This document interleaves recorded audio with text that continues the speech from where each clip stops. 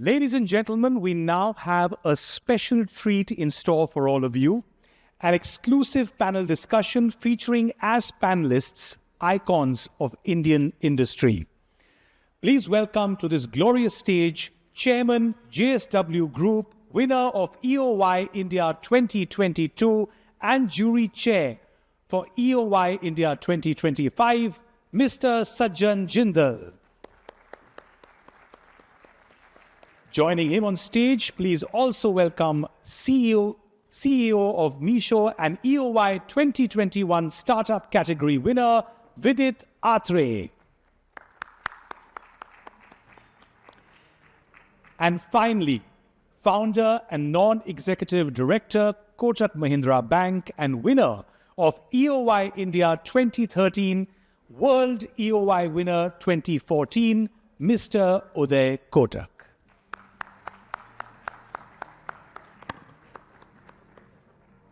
Thank you all so much for so graciously being here on stage. And to moderate this discussion, we have the very sharp, the very incisive Managing Editor, CNBC TV 18, Ms. Shereen Bhan. Over to you, Shereen.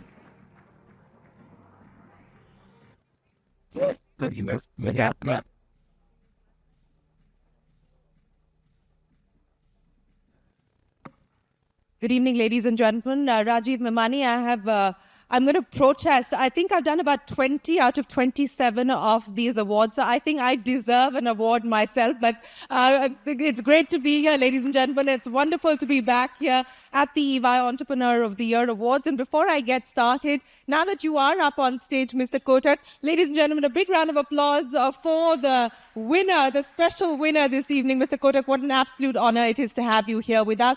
Mr. Jindal, always a pleasure. And Vidit, wonderful to see you here this evening. I have a confession to make. As I was flying into Delhi, I had the good fortune of chatting with Harsh Mariwala. He's right there on that front table, and he said, boring mat karna. Ask them fun questions. So with that pressure on, Mr. Kotak, have you watched the Millennium movie? Have you watched the Millennium movie? Shereen, since you have watched it, can you tell us the summary? I actually haven't, but no. On to serious things, Mr. Kotak. And let's start with what everybody's been talking about and what has captured headlines and imagination the past few weeks, and that is AI. And I want to start by understanding from you what you make of this AI trade or the AI reverse trade that's impacting the Indian stock markets. Do you believe it's overdone?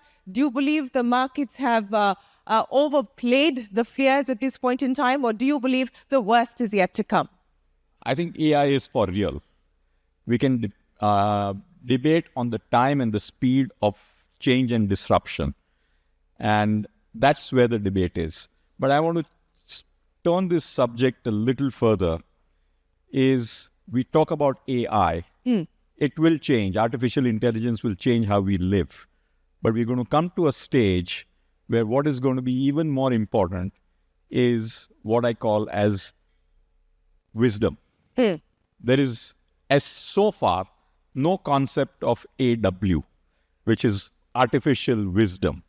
For human beings, finally will have a role because wisdom will remain HW, even as AI takes more and more of our lives. I don't know if you've seen what Sam Altman had to say to students at IIT. He said, don't listen to old people. Don't listen to old people. But you know, that is the message that Sam Altman has sent out. I was talking to some youngsters and they said Sam Altman looks a little old.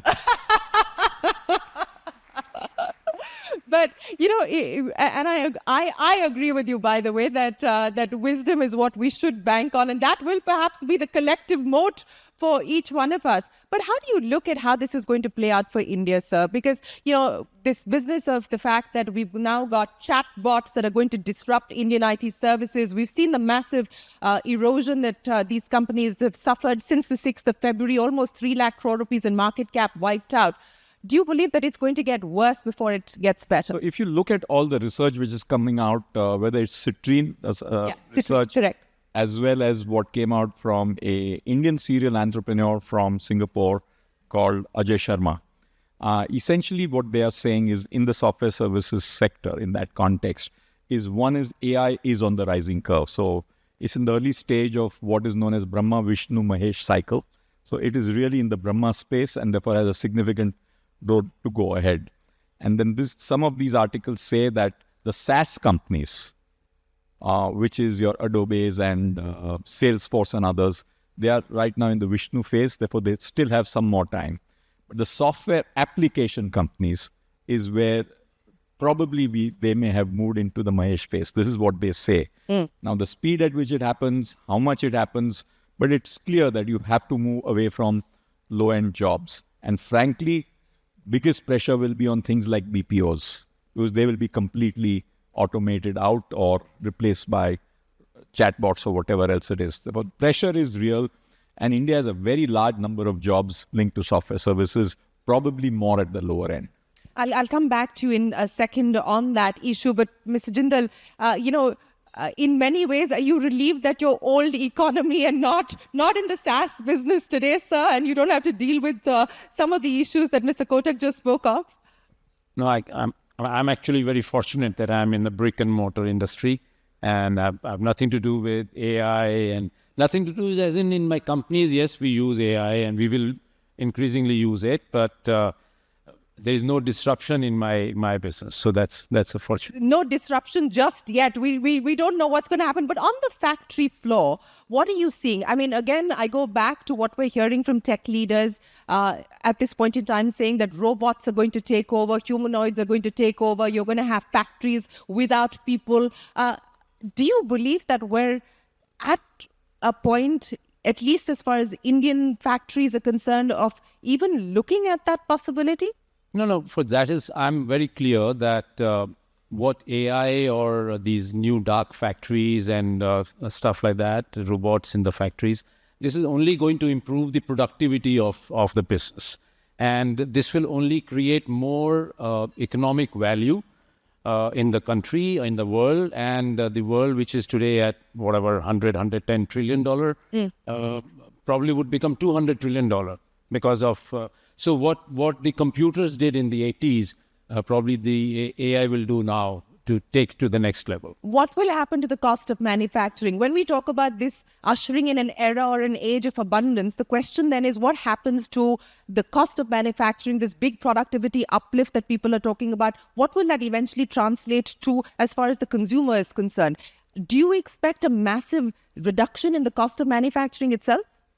No, so if the productivity improves, if there is more value add, then automatically the cost will come down. So it is going to be tremendously beneficial for the consumers, for sure. There's absolutely no question about it. Okay, I'll come back to you in just a second. But Vidit, let's understand from you, how are you looking at this AI wave? How are you looking at the AI disruption? How AI ready is Meesho? How AI ready are you likely to be in the next 12 to 18 months? Yeah. I think the stage at which we are in, and I'm also there in terms of the mindset, is we are right now very excited about the new possibilities with AI, right? So for example, I'll give you some context, and I was sharing some of those stories outside. Our mission is how do we really democratize internet commerce for everyone, right? Like consumers, businesses. And 10 years ago, when we started this company, we used to see that there was a big digital divide that is there in offline and online. Like, when I go offline, I want to buy a shirt. I don't need to basically read something, know English, understand what is ratings and reviews. I go and speak to a shopkeeper, say, hey, I want a shirt in this particular range. That person shows you certain options. You make a transaction, you go away. In the online world, you are somehow supposed to know that how should you basically sign up on an app? How should you search? How should you figure out what does the cart button mean, add to cart mean? How should you figure out ratings, reviews, so many things. Yeah. And we somehow believe that will now go away. We recently launched a voice agent for a customer who can come and speak in their own native language. Never ever they have to read on the app anything. They just speak to the agent, see photographs, make the transaction happen, right? So that digital divide that we saw 10 years ago basically goes away. So I feel the opportunities of the role that AI will play in democratization of access to internet services, software, so many things is like massive. Everyone who's been left behind so far, they will find it much easier to catch up because you will have these agentic layers like augmenting some of what the gaps are, helping people move forward. So I would say like the stage at which we are in and where we're investing in, we're very, very excited about the potential opportunities that come with AI, especially in a country like India and especially around voice. Like I believe like a lot can be done. You know, speaking of possibilities, you're a newly listed entity in the Indian stock markets as well. So your shareholders would like to know, will AI solve for profitability? I think it will. I think it will. And like to me, like what will AI do at the end of the day? AI is going to expand the market size in India, right? Like AI will expand the market size, like every single technology cycle, the markets of what we thought was possible in India suddenly becomes much, much larger. Like 10, 15, 20 years ago, could you basically build retail for 250 million customers transacting online or transacting like annually? The answer was no, but that market finally happened because of the internet technology and mobile. Now I believe this opportunity will be much, much larger because of AI. So I feel as such, as the market gets larger, profit pools will get larger, and I think it's for everyone. And I think that's what we're working towards. Like we have seen, for example, we have upgraded most of our models, including in advertising, in the last 1 year to the transformer architecture. And we have seen like so many gains because you get much better in targeting, you deliver much better returns on ad spend to our sellers, they end up spending more on the platform. So that loop starts to happen, which basically means the profit pool expands.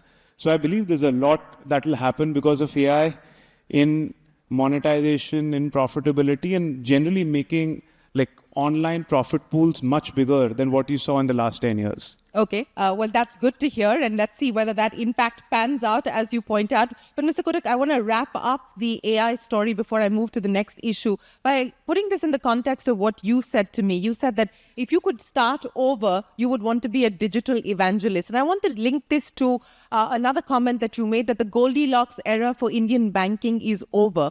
What happens to Indian banking now in an AI era? I think Indian banking has to embrace, my personal view is the cost to serve of banking intermediation is extremely high. If you look at an average, banking in India has a intermediation cost in the range of about 250 basis points.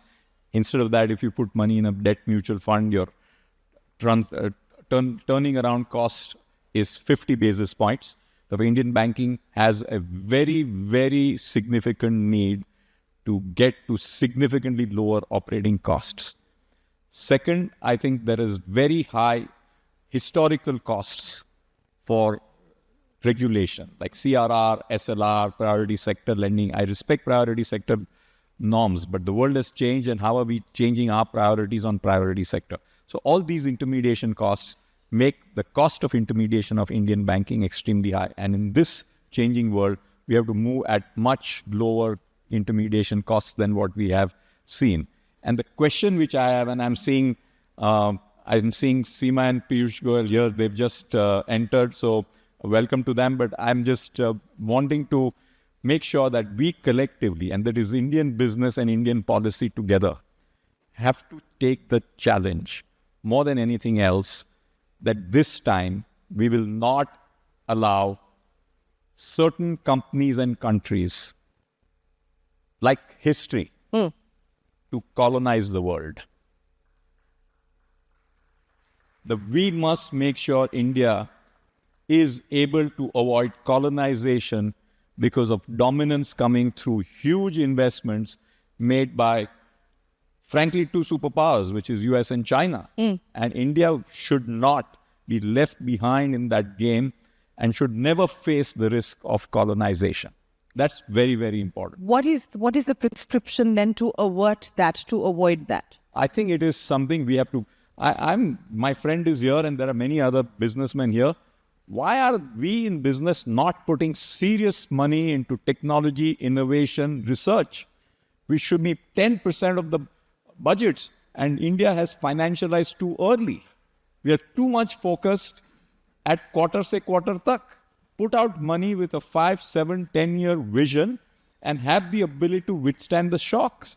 And Indian business is not, partly because of stock markets and analysts who say your quarterly earnings are off by 5 basis points, I'm going to punish you 10 percentage points. And how do you make I believe India is financialized too early for the challenges which we face today. Okay, financialized too early. I'm going to throw the gauntlet your way, Mr. Jindal. As Mr. Kotak pointed out, we need to invest far more on R&D. This has been something that we've spoken of ad nauseum. Why aren't we? And what will it take for us to get there? No, so first point is what Uday is saying, that we as Indian industry, we are not spending enough money on R&D. That's very clear. I told you just outside the same point, that we... because we are living quarter se quarter tak. That point is also correct. Is that really the fear holding you back? Sorry? Is that really the fear that's holding everybody back? Not really, not quarter se quarter tak, but we are not making enough money to invest in R&D. The industry, I'm talking generally for most of the industry, we are not making enough money. And our shareholders, we certainly want shareholders to be happy. So we are, so the environment is such that if we start to make money, then Piyush will say that you're making too much money. So therefore, there is always this dichotomy that we have. But R&D we have to spend. The industry will have to spend on R&D if we have to. As Uday said, stave off the colonization on us. We, as an industry, we have to grow. We have to. Few industries are investing money in R&D, but generally we are not investing enough. Let me also welcome the Honorable Commerce Minister, Mr. Piyush Goyal, who joins us here. Thank you very much, sir, for joining us here. You'll hear, of course, from him very shortly. But I want to come back to the point on R&D and technology, and let me get you to comment on that. The approach to China, and you've changed your approach to China as well, Mr. Jindal. You're now partnering with Chinese companies to try and bring technology to India to power your electric mobility ambitions. So how should we deal with China at this point in time? Collaborators, competitors, what should the approach be? So there are two ways. One is that we have to learn from China, because my belief is that China is a country which is as large as India, given the population very similar to India. If we try to learn from Japan or try to learn from Germany, which are relatively smaller countries, we will not be able to really do what we need to do as an economy. We need to learn the way China has expanded. If you look at their bullet train program, we are, for the last 10, 12 years, we are building the bullet train, which is right in front of my office. I think we are still 4 or 5 years away from that first time that bullet train will move. And it happens to be Prime Minister's pet program, the bullet train, right? So it's a very high-profile program, but still we can't execute that program. And you go to China, you see like thousands and thousands of kilometers of bullet train running across cities. So we have to learn from a country like China, which is building the economy at a fraction of the cost of let's say, us. Because we are taking technology from, smaller countries and more expensive countries. We have to learn from China. Now, how can we collaborate with China? That's a question which is not for me to decide. It's the government has to decide that. But if we have to expand and take our economy to a different level, we have to build bridges with China. We have to take our relationship with China to a different level. When are we going to see your first car hit the Indian roads, sir? So MG is already on road. No, your car. JSW Motors, hopefully before Diwali. Before Diwali, we'll actually see a JSW car on the Indian roads. But with it, I want to understand from you, and this is again an issue that the startup ecosystem has demonstrated, speed and innovation. How do you marry the two? And more importantly, in an AI era where both are going to be critical, what is the mantra for success there that you've been able to demonstrate within Meesho? I think it's a lot of what we were just discussing. It's going to be investing in R&D, investing in technology. How much are you investing in R&D? By the way, 70% of our headcount is just tech product design, which is what the definition of R&D. So entire company is R&D. We don't have like non-R&D headcount as much. So what we do essentially is like, we are very, very happy. Like you have a new technology, you have so many possibilities that I was just talking about. So the speed and innovation always go together. You can't innovate be being slow because someone else takes over.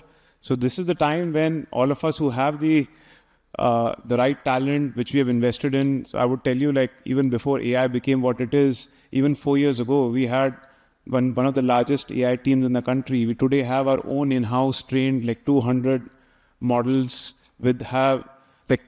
they will be like small language models. Not a lot of them are large language because you have certain latency when people are using your product. Yeah. But we have trained all of them in-house. So we have that talent to basically do it, and we'll keep investing behind it.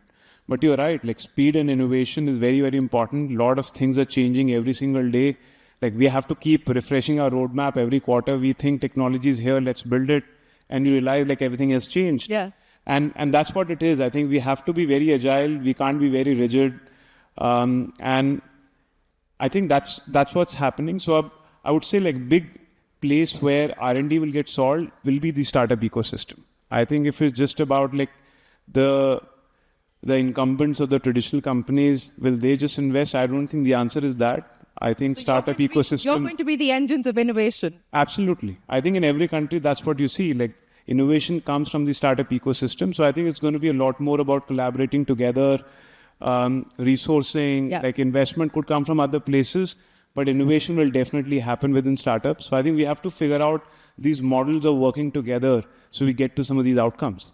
You know, Mr. Kotak, the one thing that is changing every day is technology. The other thing that's changing practically every hour are tariffs. And at this point in time, we don't know when the executive order for 15% is going to come in, but that is what President Trump has said he intends to do. There are, of course, a whole bunch of other aspects as well. But if I were to ask you to map out for us what you believe are the challenges that we need to cope with from a global perspective, and what are the challenges or the trends that you're going to be watching out for? There's a lot of talk around de-dollarization. There's a lot of talk around central banks hoarding gold. China, the Chinese central bank, at a record high as far as gold holdings and gold reserves are concerned. What does that tell you? What do those data points tell you, if I were to ask you? From whatever I know and about the way US policy seems to be thinking on currency, they are quite happy with a weaker dollar. Okay. So this, in fact, that puts more pressure around the world because it makes domestic exports more competitive. As far as Trump tariffs are concerned, we have the policymaker here. So rather than me giving a view on that, I'm sure if he is ready to give a view, he can give a view on that. That is Trump tariffs. But as you rightly said, it changes by the hour. So I think we have to wait how it goes. But if there's one thing I would give credit to Mr. Trump, and this is for India's benefit, it has finally pushed every country to focus on its own competitiveness. Okay? And therefore, what was considered as barriers in terms of getting more competitive, okay, while protecting industry in the short run, I think we are beginning to do. For whether it's tariffs on automobiles or some of these other areas, which are relatively low-hanging fruits because I think Indian industry has become more competitive. But I would urge Indian industry not to build a business model around protectionism. Let's be out there and compete, okay? Because if we don't be competitive enough, I don't think the world is a friendly place any longer. Each country is going to be focused on what's right for that country. And the world is getting to be more tribal. I'm protecting my tribe as a nation. That's what the US is saying. And every other country in the world is saying. Therefore, we have to live on ourselves. And competitiveness for Indian business is key. And I feel we need to do a lot more in getting more competitive. Mr. Jindal, I want to pick up on what Mr. Kotak... And just 1 minute, Sajjan. $116 billion imports from China, even after protection for steel. Yeah. even after protection for steel, that's absolutely right. But, you know, just to pick up on what Mr. Kotak said there on the world adopting this tribal mindset and everybody wanting to do their best for themselves. Now, what does that do to the model that we've come to understand and accept of globalization, making India for the world, will there be limits? Will there be challenges to that model? Instead of global, are we now going to have to do local for local? You're lucky. You have a plant in Ohio in the US. And so Section 232 doesn't necessarily hurt you or impact you as much as it does other steel makers, Mr. Jindal. But do you think that business models are now going to have to be reset given this tribal mentality that Mr. Kotak spoke of? Yeah, no, I think what US has done or Mr. Trump has done over the last, actually, he did it in his first term as well. And what it has done is that he's insisting that you have to invest in the US for the US market, even if it is inefficient, it doesn't matter. So what he's doing is that US economy for many products is pretty inefficient. And, for example, steel, if we produce steel in India, it is half the cost of what we make in the US.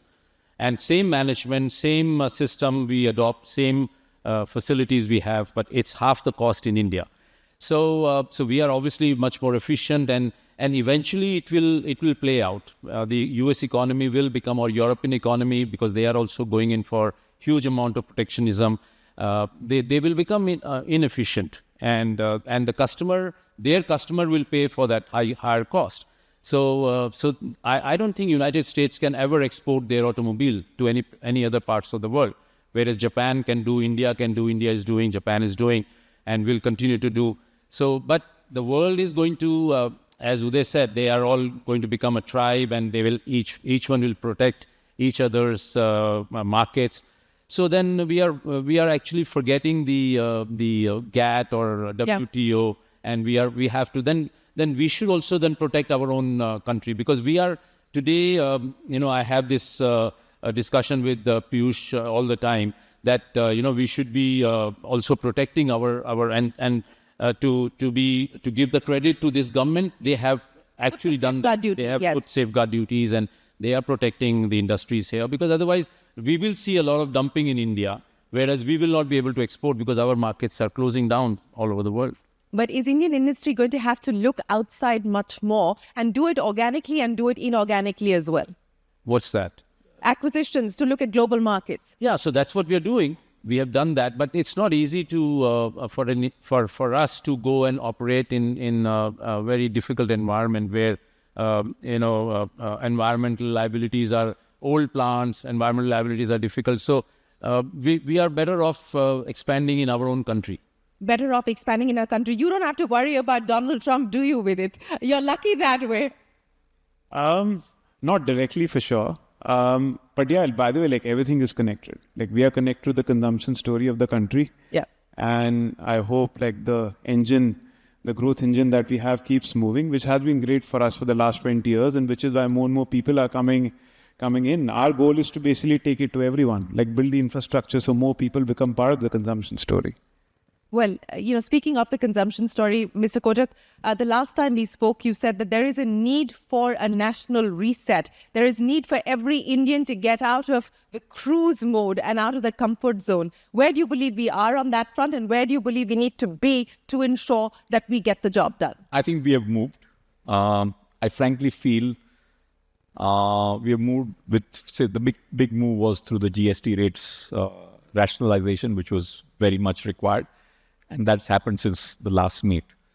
But I think so far the business at large has had a wonderful time in the post-COVID era. There is a sense of confidence, which is good, but there's also a sense of comfort. Mm. And I would urge each of Indian businesses to genuinely keep in mind that this comfort may not remain forever. And please bring in some sense of paranoia. Okay? What are you paranoid about today? No, I think AI has a risk of disruption. Okay? And as we discussed, if software services industry does get affected at some point of time, it's a very large part of India's consumption story. Okay?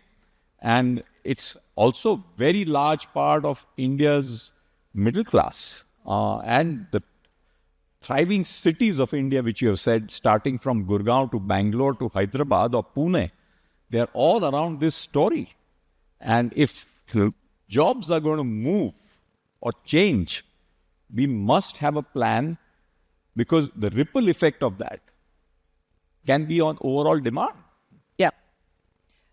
Mr. Jindal, what are you paranoid about today? My nature is that I don't get paranoid. So I'm a very chilled out guy, and I don't. Sajjan makes others paranoid. No. So, but one point about R&D, I'm coming back to that point because I missed that point.